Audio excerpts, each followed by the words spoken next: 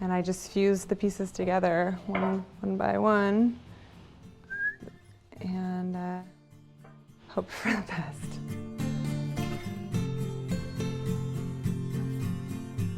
I feel like I've always been more interested in form over texture or color, or some designers really get, worked into those categories where I'm more invested in the idea of like how a form moves on a body, how clothing is more like sculpture. Instead of maybe the embellishment of my dress being lace or lots of buttons. You won't really see a lot of that in my work. What you're going to see is a really standout pleat or like a voluminous ruffle, or and that is in that aspect, I guess you could look at a building and be like, well, that could just be like a block. It's a really boring facade.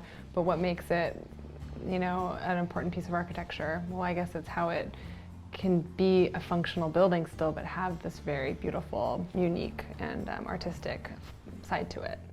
This building that has to serve this purpose, but these are the dimensions you have to work with, and what are the kinds of people that are going to be in this building, and how are they going to move through it, and how is that going to, there's not such a difference with clothing. It's like there's this person, and this is what they do throughout their day, and they have to have the garment be able to do this and do that. These are the things that people come in here and they say, these are the things I need, help me build this. It's a total interplay between form and function constantly. I was given this book by a friend, Pattern Magic 2, and I was really inspired by this accordion-shaped lantern sleeve. And I decided I wanted to challenge myself to make a garment that was only one shape and just multiples of the same shape over and over in different sizes. So I created like 4 different shapes.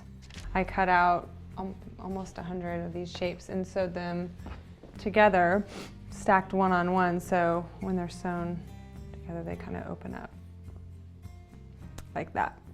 I was really intrigued by just how much play this gave, like how much shape, how much structure, and just how many different possibilities depending on how you hang it. I have a certain amount of designs I've made, and women get to pick from those designs, so I end up making the same dress for like totally different kinds of bodies. So yeah, the form changes in terms of just their measurements, and that is a kind of a challenge, and it keeps my work interesting.